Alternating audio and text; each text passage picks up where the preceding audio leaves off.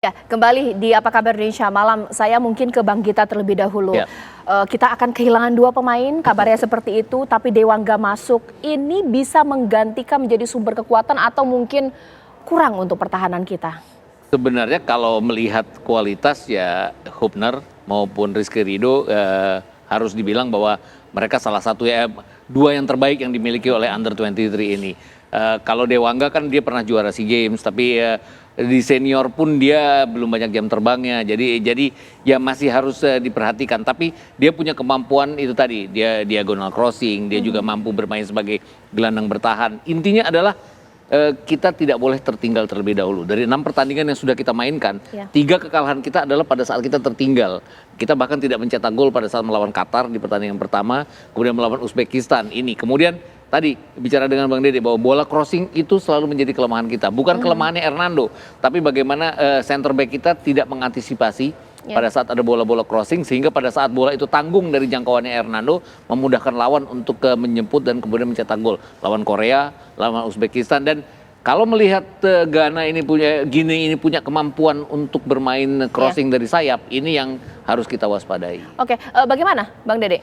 Ya, Sama jadi memang begini, bahwa apa yang dikatakan oleh Coach Aji Santoso, bahwa Gini itu mempunyai kelebihan skill individunya, punya kecepatan, dan tipikal pemain-pemain Afrika itu memang ada kerasnya.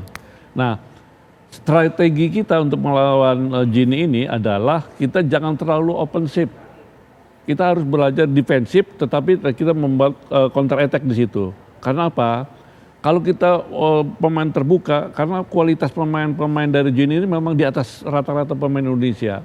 Nah, untuk itu kita apa yang tadi dikatakan oleh Bung Gita tadi, kelemahan di kita memang iya betul bahwa kita bola-bola crossing itu yang membuat kelemahan di tim Indonesia. Untuk itu pemain belakang harus betul-betul antisipasi, terutama wingback kiri maupun wingback kanan ini mencoba bagaimana tidak ada bola-bola untuk di crossing di situ. Oke, Mas Aji, kelemahan kita bola crossing sebenarnya ada solusi, ada trik khusus dan strategi khusus tidak sih yang nanti akan dilakukan oleh Sintayong? Iya, yang pertama memang di dalam sepak bola itu selama 90 menit tidak ada lawan yang tidak bisa crossing. Pasti bisa crossing, tetapi yang terpenting adalah diminimalis. Jangan sampai dia terlalu bisa crossing. Satu itu. Yang kedua, crossing mereka bisa crossing. Yang kedua adalah pemain bertahan tidak boleh kalah dalam berduel. Jadi gol itu tercipta setelah tim melakukan 2 kesalahan. Yang pertama lawan bisa crossing, yang kedua penjagaan yang tidak bagus akhirnya terjadi gol. Nah, kalau nanti pemain kita ini bisa meminimalis pemain-pemain lain bisa crossing itu bagus. Tetapi kalau seandainya pemain-pemain Ghana bisa melakukan crossing dari samping kiri atau samping kanan, berarti penjagaan yang di depan gawang kita nggak boleh salah. Kalau ada crossing bagus tapi penjagaannya benar, menang duel masih agak terselamatkan. Tetapi ketika lawan bisa melakukan crossing dan penjagaannya tidak bagus, pasti akan terjadi gol. Dan itu beberapa kali terjadi di Piala AFC kemarin gitu loh. Nah, untuk ini tentunya pelatih sekelas Coach Sintayong seharusnya sudah tahu solusi apa yang harus mereka ambil, kan begitu. Yang berikutnya adalah bagaimana tim kita nanti bermain, apa yang dikatakan oleh Bung Dede Sulaiman tadi sangat benar. Bagaimana kita memperkuat pertahanan, bukan bertahan ya, jangan salah. Bermain bertahan dengan memperkuat pertahanan itu berbeda. Kita memperkuat pertahanan untuk bisa melakukan penyerangan. Seperti itu, Mbak. Iya, Bang Gita, pastinya Gini ini punya kelemahan juga. Apa sih kelemahan dari tim Gini ini? Saya nggak terlalu tahu apa pastinya kelemahan mereka, tapi jelas bahwa mereka ada pergantian pemain, ada 4 pemain yang dimasukkan, 3 diantaranya adalah pemain bertahan. Jadi mereka sudah mengantisipasi barisan depan kita dengan memperkuat pertahanan mereka.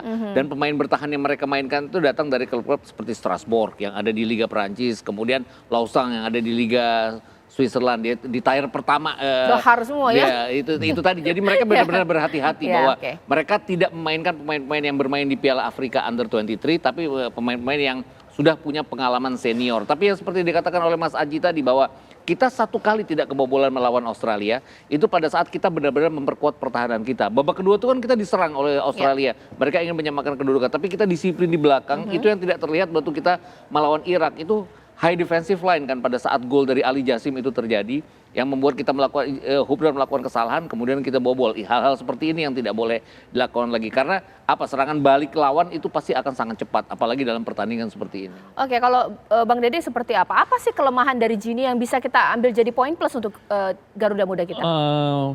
Pemain-pemain Garuda kita bisa memanfaatkan kelemahan Gini adalah postur tubuh mereka kan tinggi-tinggi, Bagus besar. bukannya itu ya? Tapi untuk reaksi berbalik badan apa sekali itu kecepatannya lemah. Jadi itu bisa dimanfaatkan oleh pemain-pemain kita seperti Witan, Marcelino, Strike sendiri itu bisa memanfaatkan itu. Kenapa? Orang yang tubuhnya tinggi besar itu biasanya untuk berbalik itu agak lamban. Pergerakannya agak lamban di situ. Oke, sepakat tidak sih Mas Aji mengenai hal itu bahwa ini menjadi salah satu poin plus kita bahwa bisa jadi kita bisa lebih bermain lebih cepat, seperti apa Mas Aji? Ya, kalau saya sih melihatnya begini Mbak, jadi kita harus memanfaatkan apa yang menjadi keunggulan kita ya. Tentunya yang saya lihat di pertandingan Piala AFC kemarin ketika kita melakukan penyerangan yang sangat sulit diantisipasi lawan itu adalah melakukan kombinasi 1-2 sentuhan di dalam penalti box atau yang di sepertiga pertahanan lawan. Terbukti ketika kita melawan Jordan ya, kombinasi antara Marcel, Witan sama Rizky Ridho melakukan one to touch kombinasi yang tidak bisa dicegah oleh lawan. Yang kedua juga begitu. Antara Pratama Arhan, Marcel sama Witan melakukan kombinasi 1-2 di sepertiga pertahanan lawan tidak bisa diantisipasi dan itu terjadi gol. Nah, kalau pemain-pemain kita nanti lebih tenang pegang bola ketika melakukan penyerangan dan ketika ada kesempatan melakukan kombinasi play harus dilakukan karena itu yang sangat susah untuk diantisipasi. Apalagi katanya Bung Dede kalau pemain belakang mereka tinggi-tinggi kemungkinan agak lambat untuk turn ya, untuk balik badan. Ini harus dimanfaatkan dengan cara apa? Yaitu tadi cara paling efektif untuk melewati lawan adalah dengan menggunakan kombinasi 1-2 sentuhan. Seperti itu. Oke, nanti saat lagi ada yang memprediksikan bahwa ketika Garuda kita berhadapan dengan Korea Selatan itu menjadi puncak permainan. Ibaratnya kita sudah menghadapi lawan tangguh dan kita begitu meraih poin yang luar biasa di sana. Tapi kita juga tahu bahwa bisa jadi ketika ini merupakan pertandingan untuk mendapatkan tiket ke Olimpiade, ini juga beban berat dan ini mempengaruhi mental pemain sesaat lagi di Apa Kabar Indonesia Malam.